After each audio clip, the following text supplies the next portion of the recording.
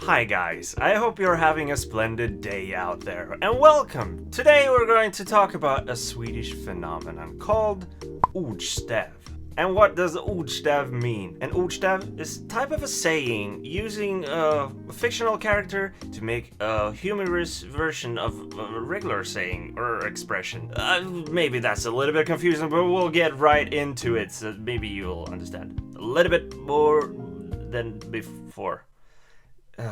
Okay, we'll jump into the first one right away. Okay, the first one is Nu ska vi se, sa den blinde till den döve. And that's translated into Now we shall see, said the blind one to the deaf one. The funny part about this one is that Nu ska vi se also means let's see. But here you take it literally as a let's see, said the blind.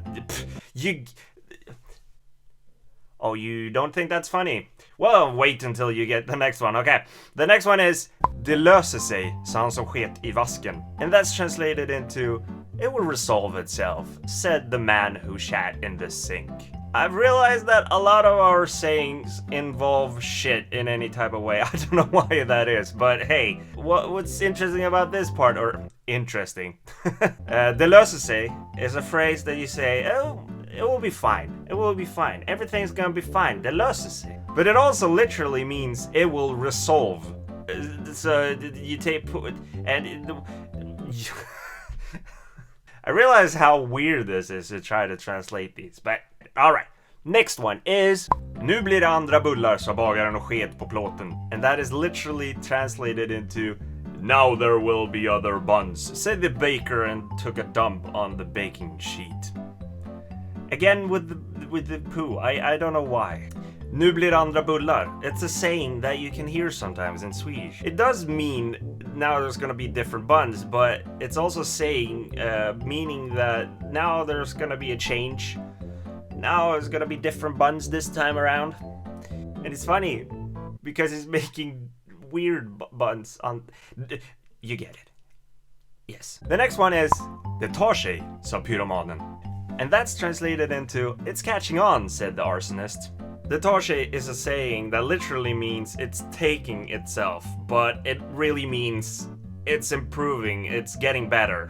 But it could also mean when you're talking about a fire that it's catching on. Funny, right?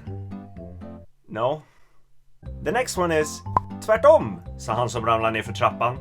And that's translated into The opposite, said the man who fell down the stairs. The funny part here is that tvärtom also means the other direction, tvärtom. And then we have Det stämmer, sa han som fick pianot i huvudet. And that's translated into That's correct, said the man who got a piano in his head. That doesn't really make any sense in English, but the phrase Det stämmer means that's correct or you're right.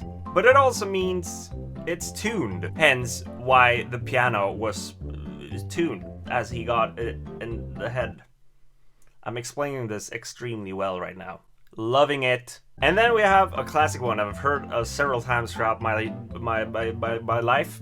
I think it's pretty common to hear. And that one is Surt, sa räven om rönnbären. And that means sour, said the fox about the rowan berries. I don't know if you've heard about rowan berries. I've never heard about the English word for rowan berry. In Swedish that is rönnbär. And maybe it's a loan word, they kind of look similar. If you know about the rowan berry, please post a comment down below and tell us why it's called rowan berry. Going back to the phrase, surt is a word that means sour. But it could also mean damn it, or that's a bummer. Det var surt. And so they've mixed it, so it's a sour bummer.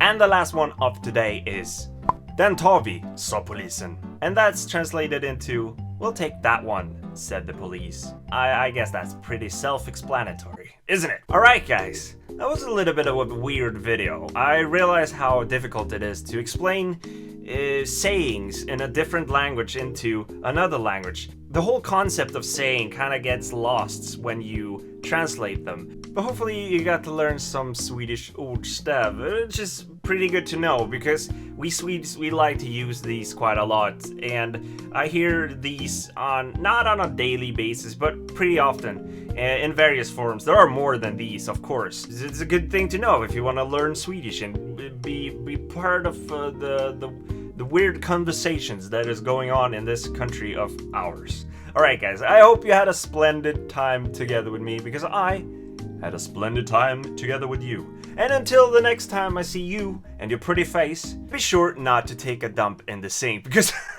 who does that? Who takes a dump in the sink? Like, my God.